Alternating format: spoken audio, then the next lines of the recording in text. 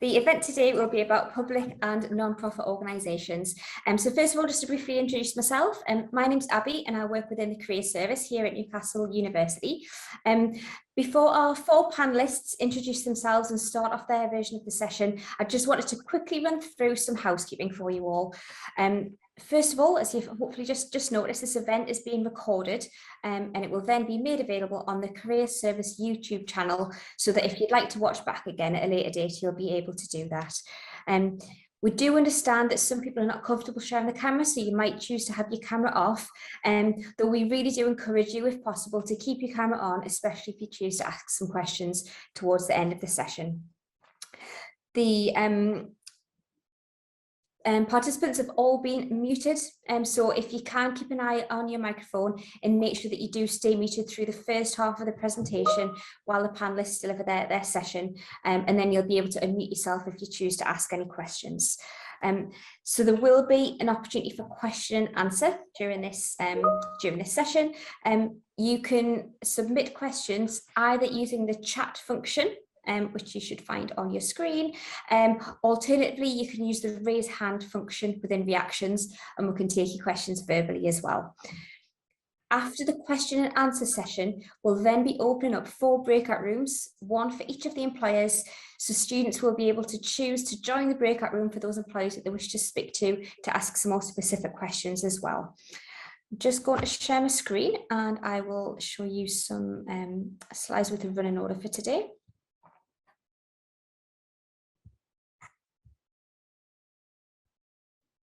So first of all, we've got the Government Statistical Service. We have the Department for Education, specifically the Get Into Teaching area. We have HM Treasury, and then finally Newcastle University, who are attending today as an employer, as well as obviously hosting the event. So we hope that this is going to be enjoyable for you. Okay, so the next section is going to be hosted by Jess. So I'm just going to share some new slides for Jess.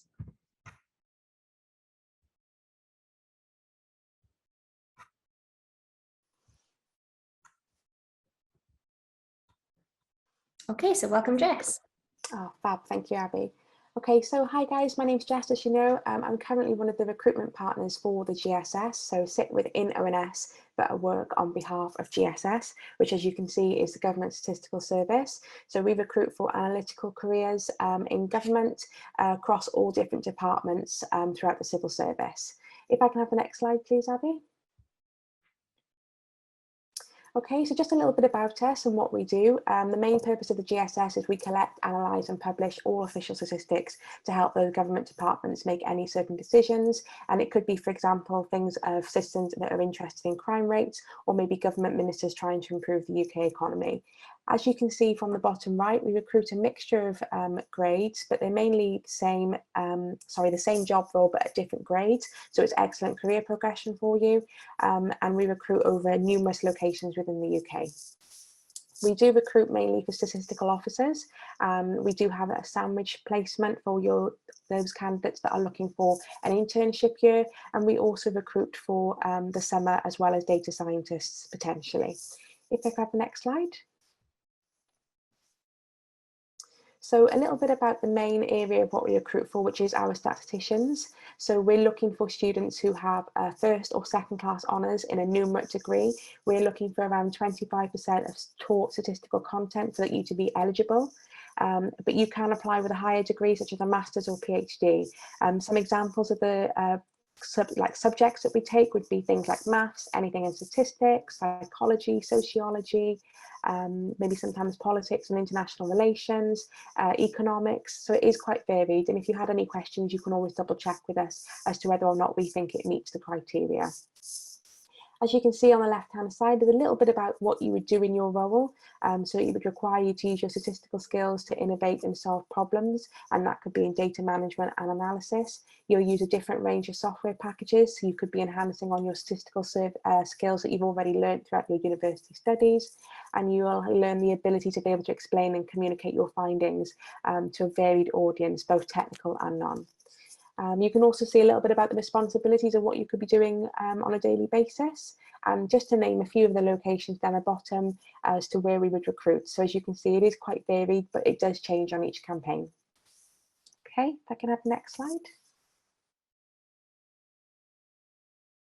So a little bit about the application process, which I'm happy to talk in more detail should you have any questions. But just as a summary, there's sort of three parts. So you put your application in on civil service jobs and you write a personal statement, which has a maximum of 1,250 words.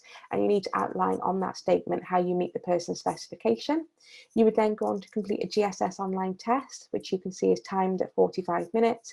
And this is a numerical test, multiple choice, and just testing your ability on statistical concepts and techniques. If you successfully pass that, you would go into the sift pool and be sifted on your application. And if you are successful with that, then you would go on to interview. At interview stage, you would then have to complete what we call a dissemination test. And as you can see, this is also timed and invigilated for either 30 or 40 minutes. You have to highlight some of the key features in the statistical data that you're given and complete a graph on a particular feature that you find interesting. You would then have to communicate these results to a non-technical audience, which is your assessors at interview, and you would complete through the actual interview process at the end as well. As you can see on the bottom, our GSS recruitment email is there on hand should you have any further questions, but I'm happy to have those questions at the end once everybody's gone through their presentations. Okay, thanks, Abby.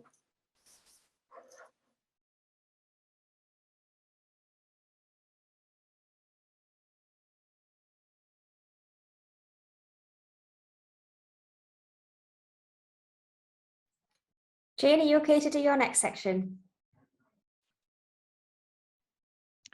So I'm here representing the Get Into Teaching team. I spent many years as a teacher myself. So I started out as a design and technology teacher, but I have taught a range of different types of subject areas. So I have been a head of art, I run PSHE, I have taught things like English. And so therefore, I think one of the main purposes for training to teach is essentially you become a real strong role model for young people and also really inspire people to go on to do various different things. So some of the highlights I think for my career certainly was working with refugee children either from Somalia or from Afghanistan, where children had arrived fairly recently to the country and we needed to put them through their GCSE qualifications, and so I ended up teaching these people and managing to get their English GCSEs within about 6 months, but also give children who are living in London and in Bristol a Yorkshire accent. So that was a very, very strong example of how you can really influence people's future. Other kind of examples consist of students who have come to me and said, oh miss, I'm a radiographer, because you always really insisted on making sure that I paid attention to the detail within resistant materials or graphic products that we was designing, and so the kind of repeats of go back and sand that some more so that it's properly smooth really impacted on various different students career choices, just to make sure that they were very, very attentive to small details. So I think teaching is one of those types of careers where there's no 2 days alike, and so therefore you may go from baking cakes in the morning to teaching Romeo and Juliet to looking at the clouds and weather systems within geography, and that was the kind of experience that I really enjoyed, just because I don't like lots and lots of repetition and routine. The idea that no 2 days or even no 2 lessons are the same, was something that I really thrived upon. There's various ways to become a qualified teacher, but essentially you need to, if you're a postgraduate, you need to gain what we call QTS, or qualified teacher status. Now that is a kind of a license to teach, if you like. If you've got QTS, then you're able to go into the classroom and be paid as a qualified teacher. All the teacher training courses will last generally a full academic year from around September time, could be a little bit sooner, could be a little bit later, up until any time between May and July. All of those types of courses will include 2 different school placements, because in order to meet the teacher standards, you have to be working as a teacher, practicing as a teacher, and collating evidence of the QTS standards. And that's going to involve planning lessons, teaching them, assessing the work that goes on in those classes, but also behaving as a professional in a school environment, and that will be spread, as I say, across 2 different schools, if not more. Alongside that, there are academic studies that might go on that would allow you to gain what we call a PGCE, or a postgraduate certificate of education. That's the kind of foundation of theory that would support QTS, so you understand why people learn and teach in the ways that they do, so you can build your practice upon the theory, if you like. All courses provide academic and practical mentors or tutors who will help you through every step of that training, and be able to tell you what's going well, because quite often beginner teachers are very aware of what's not going well, but it's actually building on the strengths that is very, very important. There's various different options in terms of financial support for doing a teacher training course. These include student finance, but also for certain subjects, bursaries, which are tax-free and non-refundable, and scholarships through the various different industry bodies. All of the information about funding can be found on the Get Into Teaching website. Finding the right teacher training course provider is utterly vital to becoming the best teacher that you can, and so therefore do not be hesitant to actually interact with course providers and find out what their kind of ethos is, what kind of experiences that they're offering, what type of schools it is that they work with that you would be doing your practice in, because that will ensure that you find the right place for you, which is very, very individual. Your reasons for getting into teaching will differ from person to person, and so therefore finding the provider that's going to deliver a course that's bespoke to you and your needs is really important. So you need to have, in order to become a teacher, you need to have GCSEs in English and Maths, or English, Maths and Science if you're looking to go into primary, and you need to have an undergraduate degree. We don't specify the classification, so it could be anything from a pass right up to a first class honours degree. If you have studied overseas previously, then you can have an equivalent qualification to these GCSEs and the degree. You apply not through UCAS, but through the DFE apply system. If you web search for DFE apply, it'll pop up. You complete things like your contact details, your referees, your work experience, but also there's a 2-part personal statement that you would need to complete for the application form, and then go on for interview. Now, there's a great deal of advice and support available to anybody looking to go through that process, and so therefore it's worth having an advisor, somebody like myself who is a fully qualified teacher but also expert in the application process. We work with people from first year right up to graduation and beyond in terms of who's eligible to our support, and essentially we do the homework for you. We know where the banana skins are to help you avoid slipping on them and to make successful applications much sooner. In addition to the advisor service that we have got, we also provide many different outlets in terms of online support. So there's Twitter and Instagram accounts. There's various different groups set up within Facebook for people to have peer-to-peer support as much as expert support. So that's the Aspiring Teachers Forum and the Change Career to Teaching forum as well. So there's plenty of support out there. The easiest thing to do if you want to get into teaching is to have that kind of one-on-one advisor from somebody like myself. You can get direct mail sent to you in regards to things like what events are coming up, what kind of things are happening in regards to teacher training course providers or deadlines and that kind of thing. So you can use the QR code on the screen to enable you to have that kind of guidance sent directly to your inbox.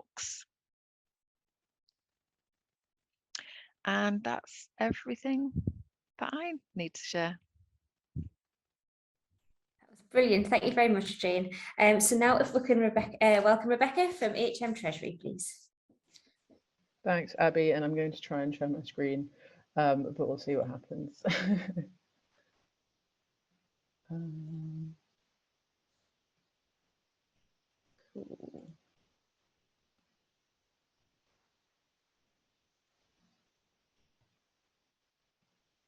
Cool.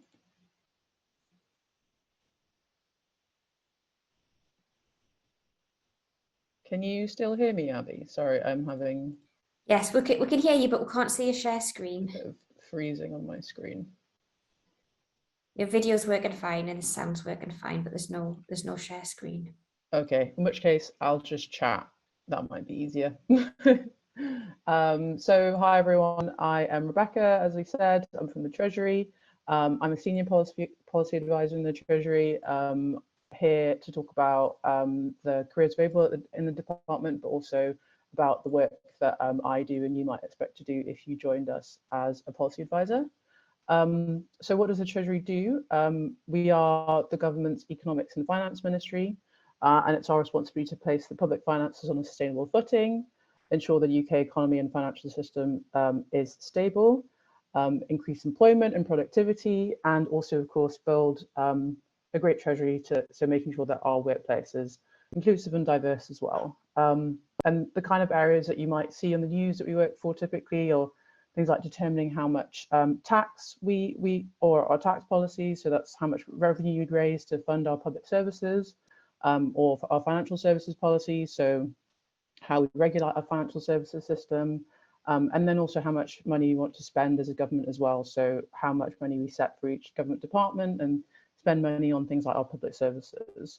And as a policy advisor, you might expect to work on areas like the coronavirus job retention scheme, so the furlough scheme that you might have seen in the news a lot over the last year, the coronavirus business interruption loan scheme, plan for jobs, the kickstart scheme, Eat Out to Help Out, or the net zero review. All these kinds of things are policy areas that Treasury officials work on every day. And to join the Treasury, you'd obviously start off as a policy advisor, but you might also start off as an apprentice, or there's lots of the different ways to enter the department. And policy professionals support ministers to shape and deliver policy that delivers on the government's objectives. So your day-to-day kind of activities would be things like writing submissions to ministers, being involved in policy formulation and idea generation, project management if you've got a particular area that you're delivering on. You'd work with other government departments a lot as well, and you'd have a lot of stakeholder management, so both within the civil service, but also looking externally, and you'd be using a lot of analysis and evidence to kind of formulate the decisions that you think ministers should be taking as well. And you'll also be working a lot with Parliament and ministers on both sides of the opposition bench, as well as the government too. So how do you get into working at the Treasury? Well, the largest kind of scheme that the Treasury runs is the Graduate Development Scheme. And there are about 60 roles available across April and September. So we have 2 intakes each year. We require a 2-2 undergraduate degree, but that can be in any subject. So you don't need to have economics experience or experience of doing maths.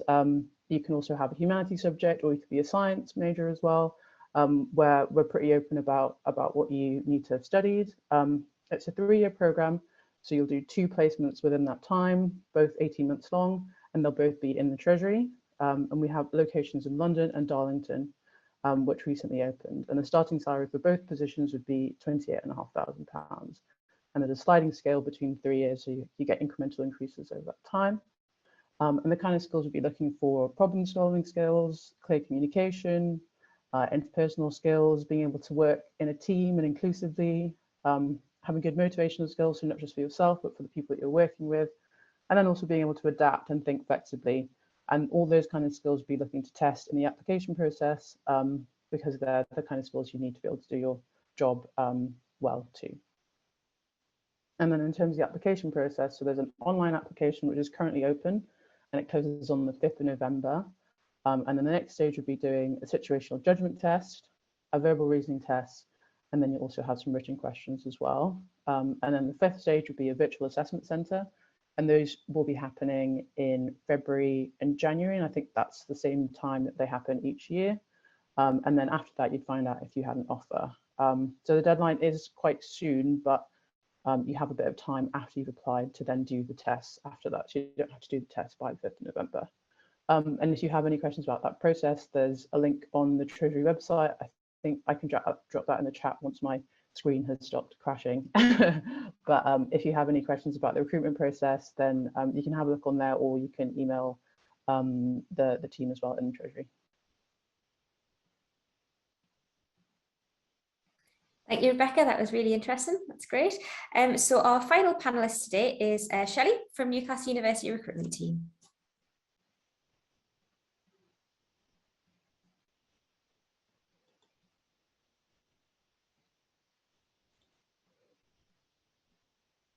Oh, Shelley, you're on mute. Right, we'll start that again then, eh? Okay, so thanks everybody for joining today. So today what I'm going to talk about is Newcastle University as an employer. So a little bit different to, I suppose, your student experience that you're having here. And what I really wanted to do was raise awareness within the sort of the student population of the variety of opportunities that we have here at the university. So we don't offer any sort of direct graduate schemes as such, but we do have a lot of opportunities that come up within the university that would be ideal for graduates. And what I really wanted to do was just make sure that you as students are aware of what's here on campus for us, and actually how you would find out about them and how you would be able to apply. So just a little bit about me. So I am the recruitment lead here at Newcastle University. So I work as part of the internal employee recruitment team. I specifically look after HAS, but I do have a lot of involvement with other faculties here.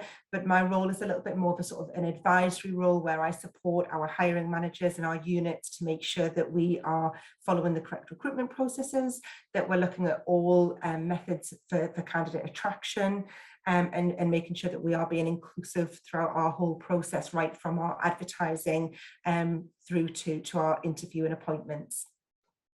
I've been here for about just coming up 2 years now, and actually my background is recruitment agency. So I worked for about 20 years in recruitment agency before I joined the university. So I've been able to bring a lot of my experience of sort of how we actually promote our opportunities and how we find the right candidates from that sort of private sector into higher education. So a little bit of background for you on the university, and as you are students of ours, you might actually know some of this information already.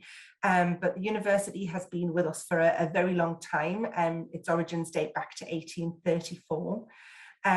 We have campuses in the UK, Singapore and Malaysia, so we're very much a global university. This is the one that I think sometimes can be quite surprising. We actually have over 6,500 colleagues that are employed by Newcastle University, so we are a huge organisation, and actually are considered one of the largest organisations here in the Northeast. So I think we're about fourth as the largest sort of employer within the Northeast. And we actually have a real mix of opportunities here on campus as well. So I think there is this misconception often that people think if I'm going to work for the university, I need to be an academic. And that's so not true.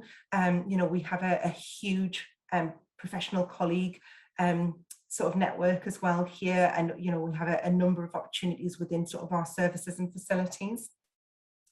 Newcastle is actually our largest campus. We've got 3 faculties here and actually 20 schools and 8 institutes. So we've got our HAS faculty, which is the Faculty of Humanities and Social Sciences. We've got our Faculty of Medical Sciences, and then also SAGE, which is our Faculty of Science, Agriculture and Engineering. Within our professional services department, we've got our finance, business and research department. We've got our student and academic services, and then we've got our corporate services infrastructure as well. Now, this next slide here just shows you a little bit of a breakdown of the colleagues that we have here on campus, so you can get a bit of an understanding of sort of the size of the different areas. And I suppose it just kind of links into that sort of mindset of people thinking, oh, I need to be an academic to go and work at the university. In actual fact, our academic population is considerably smaller than our professional services. You can see there, we've actually, within the academic field, we've got sort of 39.1% of our colleagues are sort of sitting within that academic bracket. And we've got 4.6 that sit within clinical, and then over half, so 56.3%. Of our colleagues are actual professional services. And I've got a little bit of a breakdown of what all of that looks like for you. There is an abundance of different types of job profiles that we have here at the university, but you can really see that there's a huge section that sits within our professional services roles. So we've got, you know, all of our academic side, which is your research, you know, our teaching, our lecturers, our senior lecturers, right up to sort of your professors, your readers. We've also got clinical roles that kind of sit within those brackets as well. So we've got consultants and lecturers and research fellows. But then all of these units that sit within our professional services department have roles right from your entry-level positions right up to your director level roles. So a huge population that sits within that professional services. And we've got everything from kind of your administration, PA, we've got all of your business related functions. We've got estates and finance and accounting, your human resources, your marketing, you know, and hospitality. So it's a real big area that we recruit into within our professional services teams. I've also got a few stats here for you. Now, this is our 2019 to 2020 stats, because the 2020 to 21 ones aren't quite ready yet. But I think if we think about, this was our sort of key pandemic year as well, but it gives you a bit of an idea of the volumes of recruitment that we had going on within that year. So we had a huge amount of vacancies that were actually advertised during 2019 to 2020. Over 1,200 vacancies were actually advertised during that time. And if you think, probably around about 5 or 6 months of that was kind of put into business critical period because of the lockdown and everything changing, you know, so it's still a huge amount of vacancies that went through. And just to give you a bit of an idea, at the moment, if you look at our job site, we've actually got 102 live vacancies on our job site currently. So it's really worth having a look at all of the opportunities that come up on our job site to get an understanding of what's there and what could be of interest to you depending on what you're studying. I just wanted to also outline kind of where you would find our jobs. So the key area would actually be, we've got our own sort of careers page, our own job site. So you would need to go on to university jobs page, which is listed there, sort of jobs.ncl.ac.uk, and you would be able to see all of those vacancies that are being advertised at the moment. Every job profile has a criteria in there, so it would be really looking at that criteria to see whether your experience and qualifications match up to the role. Within that jobs page, you can actually set up your own little sort of mini profile, which will mean that you would get email alerts through of jobs that you might be interested in, so you can kind of tailor it so that, you know, if you're specifically looking for, say, roles in marketing, you would then get email alerts that would come through for any roles within marketing if that's what you've selected, or you can, you know, select multiple areas if you're unsure of exactly what you want to look at the moment. We also post all of our jobs onto LinkedIn, and there's a lot of specialist publications that we use as well, depending on maybe which school it is that a role's being advertised. So they might have specialist publications that they advertise in, and everything goes on to Indeed as well. Grade F positions, which are going into sort of your lecturer, senior lecturer, if we're thinking about academic, or if we're thinking about more your professional services, it's more kind of your management level positions. They all go on to jobs.ac.uk. We have also been working with the Careers Service recently as well, so we're now starting to put all of our jobs onto Target Connect, which I hope you guys as students are all linked into that. So that's your My Careers page. So if you're linked onto that and you've got a profile set up on that, you should be able to start seeing some of our opportunities coming through there. And we are asking hiring managers if the role would be suitable for a graduate. So we're trying to make sure that it's really the opportunities that are suitable for graduates that are coming through to that, but you might see a real selection coming through. We use Newcastle City Council Skills Hub as well, so you'd see all of the opportunities there, and Times Higher, and then jobs fairs, which is part of why I'm here today, is, you know, kind of to start to raise awareness at some of the careers fairs that we run here at the university. But we do a lot of external careers fairs as well. We've just recently been to one at St James's, so you can often find out about opportunities there as well. So I hope that gives you a little bit of an overview of sort of us as an employer here at the university, and the types of opportunities that you could actually see from us and the sorts of career that you could build with us. We are very open to any students getting in touch with us to have conversations about the sorts of opportunities that we've got available. And I think Abby's going to send out all of our contact details, so I'm happy for you to connect with me on LinkedIn, or even email me directly. I know our careers service really support you guys with regards to making sure that you have knowledge around how our application process might work. A lot of the applications that come through, we do request sort of like a statement. So, you know, I know the careers service would support you with that if you needed any additional help to make sure that that's, you know, how you want it to be.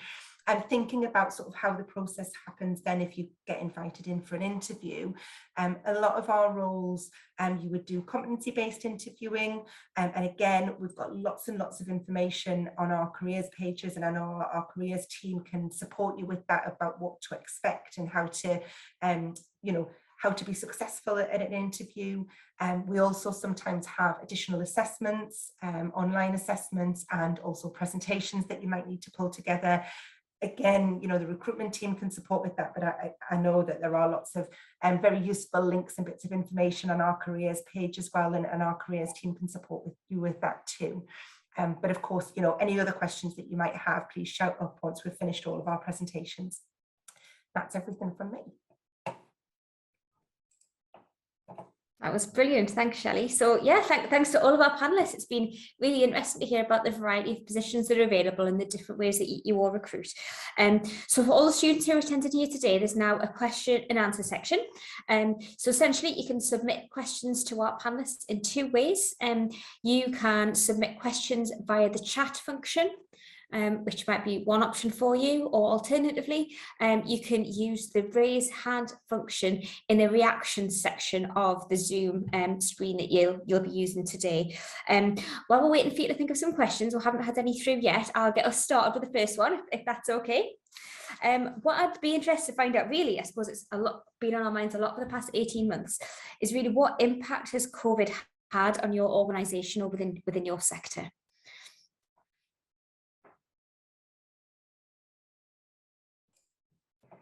At any of us, Abby? Yeah. So if everyone else is okay, I'll kind of go first on an answer with this one. I mean, I'm sure you guys as students have probably experienced you know, exactly the same as what we have with regards to not being able to be on campus, and a lot of our world did become a virtual world.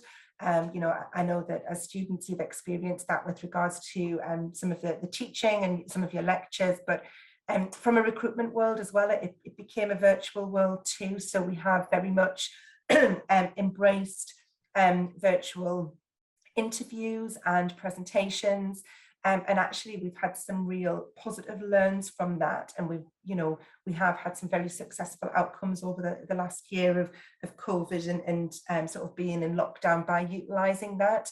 I think it has certainly helped encourage applications from applicants that are living further afield, you know, that where normally we would have expected them to come here for an interview, and that could have been very difficult because of their, you know, their own maybe work commitments or personal commitments, or it may have been that they weren't necessarily here in the UK. And so actually being able to offer sort of virtual interviews has been massively helpful in that sense. You know, everything has been kind of done from home, so it has been a real challenge, I think, from an organisational perspective of how we sort of move forward with that. But I think in the same way as sort of the teaching element of it, there has been some positive learns, and we are now looking at that sort of blended approach. And from a worker, from being an employee, my setup has changed. I'm sat at home here now, you know, and historically that wouldn't have happened before. We would have always been in the office Monday to Friday. So we are, we'd all now have a much more blended approach with regards to our working situation. And, you know, it's not necessarily expected that we're here in the office 5 days a week, like, you know, from an office perspective, like we were previously. And we do have that mix now of a bit of home working and a bit of office working, so that there has been that change for us too. And that is something that, you know, I hope will be a continued positive change for us, because I think it has definitely worked well in a lot of areas.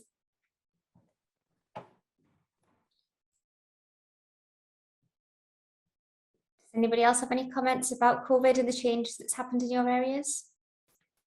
I think for teaching, it's not really had a great deal of effect in terms of we've not seen any redundancies and things like that from the classroom. So it's maintained its kind of secureness in terms of the profession, although there's certainly been very, very big adaptations that have needed to be applied. So while everywhere else was locked down, obviously teachers were still going into schools because there were children present within those schools. But for those teachers who were working from home, then obviously delivering lessons online became another kind of skill in their armour. And I think what schools have done moving back to delivering face-to-face lessons has involved some of the learning that has been done while using online forums, and I think that kind of hybrid model has been quite successful. But I think it's highlighted big gaps in terms of accessibility to computers and or to things like internet within various different people's homes. And so I think that's where, you know, schools has had their biggest element of change.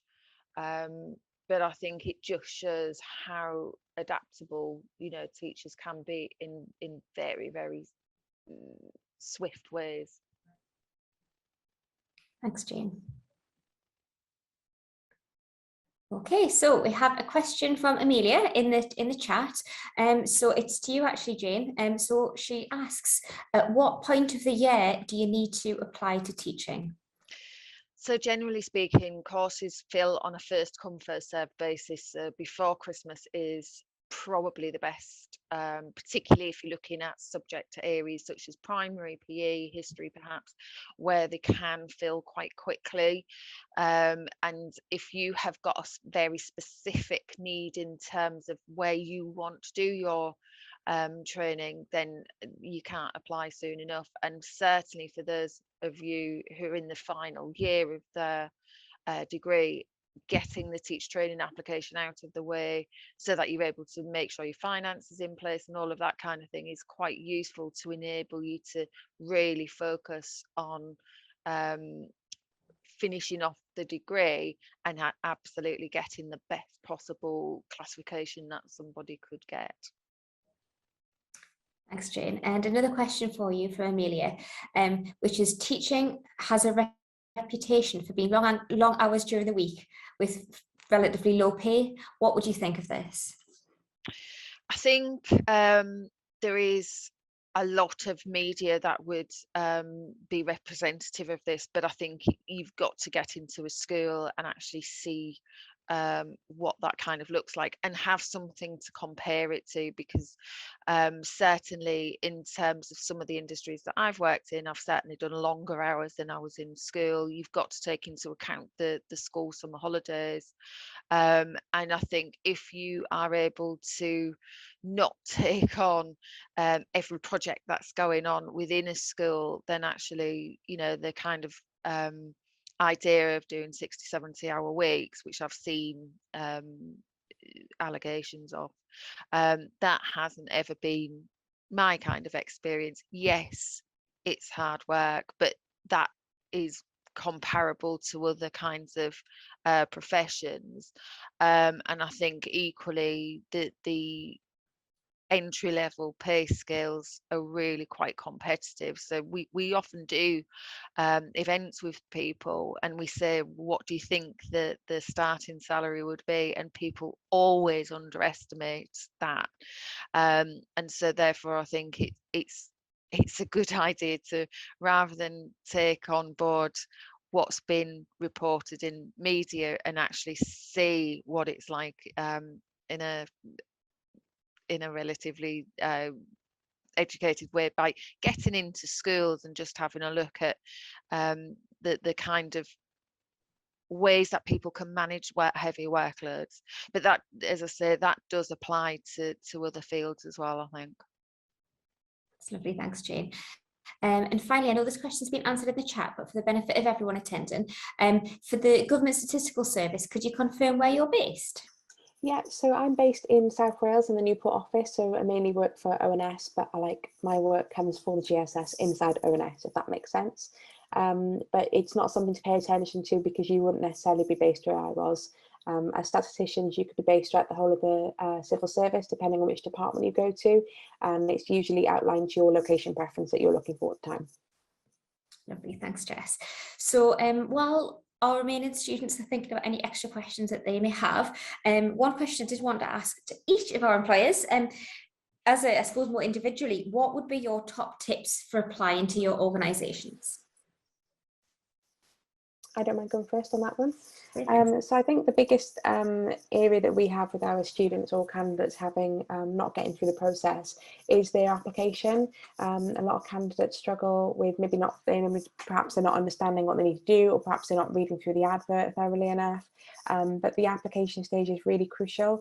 You need to be able to make sure that you can write your personal statement and it reflects how you meet the person specification. If you're going to just upload a CV or a covering letter in there, you will be sifted out straight away. So you're not giving yourself the potential or the opportunity to be able to go to interview. But that is mainly the crucial point. The rest of it just follows after if you are successful. But yes, please make sure that your personal statement outlines how you meet that person's specification, which is outlined in the advert. thanks, Jess. I'm happy to come in next. I think I'd agree for the Treasury that most people will probably fall at the kind of application stage hurdle and at the online tests, where I think the best piece of advice is to practice as much as possible, really. There are practice tests available on the civil service website, and I think there are other providers as well. and to kind of think through those answers really clearly and carefully. And then when it comes to the interview day and the assessment centre, that you also kind of get in as much practice as possible, but maybe talking to friends or others that have gone through the process before, and definitely get in touch with recruitment to kind of understand what the process is actually going to look like. Because yeah, if you're unfamiliar with these things, they can be quite strange experiences. I'm happy to jump in now. I think I probably would be mirroring, what Jess and Rebecca are saying there with regards to the application process. I think that sometimes can definitely be the toughest part. One thing to always think about when you're looking at any of the jobs that we have advertised is that you have your key accountabilities in your job description, and they are the things that are listed that we will be expecting you to then do as part of the job, but the key accountabilities are not necessarily the points that we're expecting you to already have experience in. It is really sort of making sure that you're tailoring your personal statement and your application and your CV to those sort of person specification criteria. You'll notice on some of our job ads that we have essential criteria and desirable, and it's really those essential criteria that we're focusing on when we're shortlisting applications. So look at those first, make sure that you're giving plenty of examples of those essential criteria. If you've got some examples of the ones that we've got listed as desirable, fantastic, because they are the kind of, we would love to have if you had those additional experiences, but it's the essential ones that we really want you to focus on. So when you're pulling together your statement, you're pulling together your CV and your application, make sure that you're evidencing that, because that's what will pull you through to the next stage for either your presentation or your interview. I would echo everything that everybody else has said, but I think equally you've got to be very aware of your transferable skills and have evidence of utilising them and explain how you've developed those. And this probably applies for many other types of application, but I think it's really important, and I think employers are very much looking for people who are able to make their own opportunities. So if you're looking to get into teaching, then get into a school and shadow people who are working within that profession, and that would really be sensible for any other type of industry. So do plenty of research, but then also kind of be able to reflect on and analyze what it is that you've learned from that experience, and then be able to put that into your application and within interview, so that the potential employers or course providers can see that you are making informed and educated choices about going into that type of profession that you're going into, really. That's great. That was brilliant advice from all four. I think there's a lot we can learn across different sectors on those areas as well. So thanks to the students. Oh, Amelia has just popped another question in the box, so we've definitely got time for that, if that's okay. So she said, do any of the employers here today offer work experience or shadowing opportunities? If so, how could we go about finding out about them?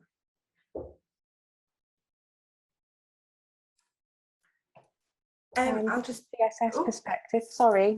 Go on, you go. I was going to say that from a GSS perspective, I'm not sure that there's any sort of work experience or shadowing opportunities that we can provide. I think you would need to go and try and liaise with the departments directly to see what they would say. But there is a summer placement that we offer to students as long as they're on an eligible course. That could be something that you could look into. It'll give you obviously a period over the summer, so roughly about 3 months, to really get into doing the actual job and give you like a taster for things. And if that is something that you're interested in, then you would have that on top of your application to be able to talk about things and how you meet the criteria, and just give you that little bit of a heads up before going into the actual role. So that could be something to look into if you're interested. So Get Into Teaching offer a Get School Experience portal where you can make contact with schools and go into them and visit. Lots of the teacher training course providers will also offer opportunities like that, and there are internships run by places like Teach First and the DFE teaching internship that takes place for people who are looking to teach maths and physics. There's a kind of paid internships that kind of you would start applying for in and around January, February time. It's a little bit flexible in terms of when the start date's open, but so it's a good idea to be registered with Getting to Teaching to be informed of when those dates go live. The other alternative is use contacts that you already have. So if anybody's working in schools, whether it be the caretaker or the head teacher or anybody else within that kind of environment, use those contacts to get into a school environment. But further, you could do relevant experience as well. So it might be joining an organisation such as DebateMate, where undergraduate students mentor school children to participate in debating to the extent that potentially you would go to the Houses of Parliament to offer those skills. There's other organisations that offer things like tutoring, where you get a full and complete understanding of what the national curriculum might look like. So all of those things, even if you can't get into a school environment, anything else that could be considered relevant is also useful to an application. And from Newcastle University perspective, I mean, what I would probably recommend, if you haven't done already, is that you register with SEOC, which is our Student Employment on Campus function, and actually you can be involved in sort of working on campus in various different areas. There's lots of projects that come up. Abby's actually one of our leads on this, Yeah, so probably can sell this a little bit better than I can, but I think it's a really great way of actually working with us here on campus and finding out about what it's like to work in some of the various different areas across the university. Abby, I don't know if there's anything you want to add to that. Yeah, I will do. Thanks, Shelley. So the university really supports student employment in various forms. So what I would probably recommend is two things. You could consider general casual work at the university. So this can be, for example, looking at the JobSoc temp service, where you can just experience a lot of operational roles in different departments and really get to know the university. You'll get to understand systems, the culture, the structure of the university. It's really beneficial. In addition, as a university, we offer hundreds of student internships every year. That includes part-time internships during term time, as well as full-time internships during the summer holidays especially.